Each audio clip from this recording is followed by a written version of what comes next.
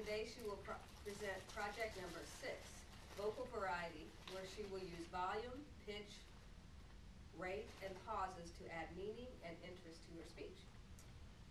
Thank you, lady.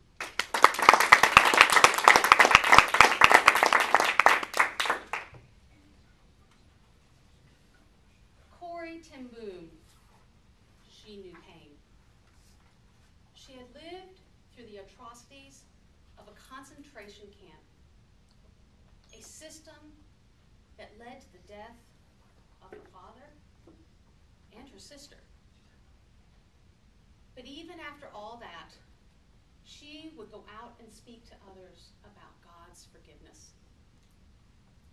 There was one time when she did so in 1947 at a church in Munich. She gave the regular story of how God forgives us. And she thought she was going to get to leave quietly. But afterward, an older gentleman worked his way up to her. When she saw him, she realized she knew him. He was one of the guards at her prison camp in Ravensbrück. He didn't recognize her, but she knew who he was. He came up to her and he said, "I have come to find the Lord, and I have experienced his forgiveness, but I want to know, can someone who was there forgive me?" And there it was,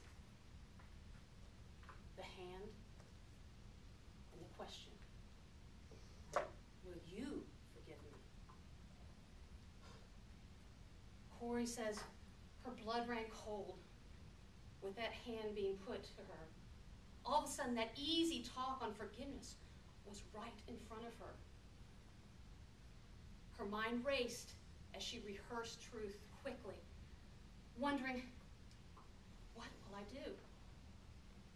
And in that moment, as she rehearsed that truth, she recounts that forgiveness is a choice of the will and not necessarily based on emotion. It was all she could do to mechanically drop her hand into his. And she says, as she did, a current started in her shoulder, ran down her arms, and enveloped their hands that were joined together.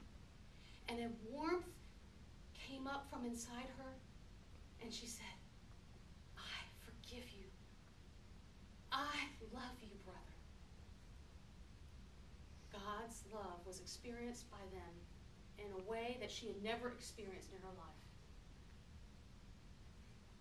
I told that story to my kids many times as I read them the book, A Tramp for the Lord.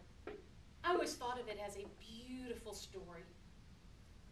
But I always thought, if I was honest with myself, that it's one of those great stories for incredible saints.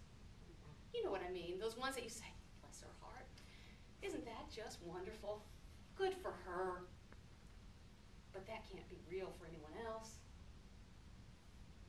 God has ways of bringing real experiences into our life. The year was 1996. My friend and her family had come to visit us. And she and I went to the grocery store. And as we sat in the parking lot, I shared a secret that I had been told I could tell no one. I could hold it in no longer. As I told her, the real reason my husband had to get out of the Army was because he had had an affair with another officer's wife. There it was, the truth finally spoken. She and I cried and enveloped each other in a best friend love. I told her, I don't know if I could ever go through such a thing again. Best friends are wonderful. And over the years, our kids grew up. And when they came to the point that they were of school age, my friend and her family actually moved across several states to be near us, as we could work together as we reared up our families.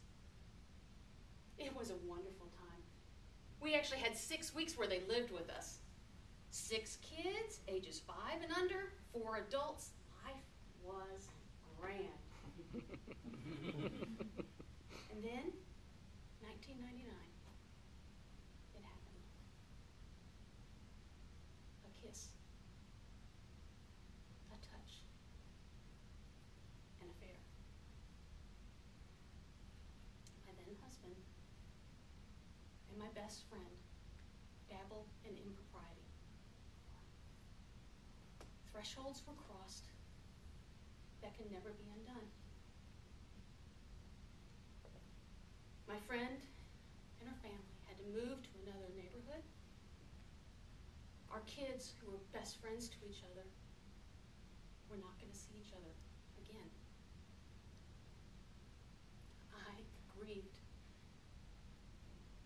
Sure, I grieved the whole situation, but I also hurt because I could not forgive.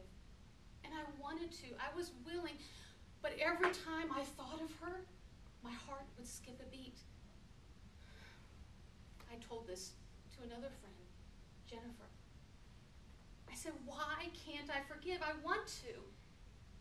And she said, Amy, think of it. This is an opportunity for God to reveal himself to you in a very special way. So wait on him. And I did. For 4 years, anytime I thought of her or heard of her, I would lift her and her family up. Then, one spring, I went out with my friend Jennifer to a picnic with the kids. I got us all set up and was getting started, and I saw Jennifer come behind and work her way up the hill to a group of friends, and as I followed the trajectory of where she was looking, there she was. It was her. Lord, what do I do? Do I stand here and just wave? Do I go up and say hi and just come right back? What do I do? We're not to be together. In my next recollection, before I ever knew how it happened, I was up there with her, catching up on old times, holding her new baby. I was okay. Jennifer stood behind her and mouthed to me, "Are you okay?" I was. Hours went by. We closed up that park, and as I walked her to her car, as we were the last ones there, I helped her get in. And when she turned around, a warmth inside me came over me. And I grabbed her up in my arms and I said, I love you. With no remorse, it was a true love. And from that moment forward, there has never once been a skipped heartbeat or a second thought to it. Our friendship was reconciled to the point that the kids and my family were brought back to them, and they were actually instrumental in supporting me when just a few months after that, my then husband at that time left us for yet another one.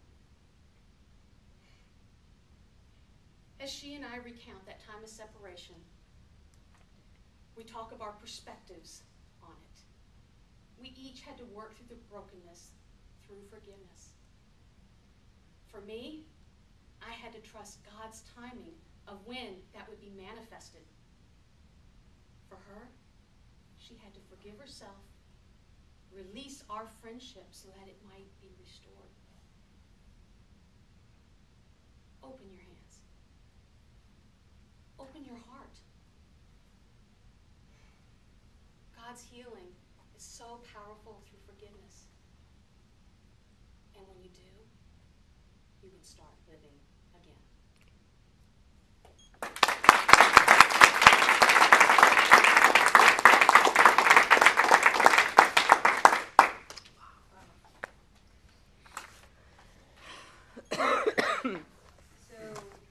Our next speaker is Ryan Stam. Did I say that? Did I pronounce your last name? You did, indeed. So Ryan is going to be doing his first project, his I'm a Toastmaster, now what? So, priority one for Ryan is that he is a husband and a father. He has 3 children who are 8, 6, and 3 years old. Priority 1A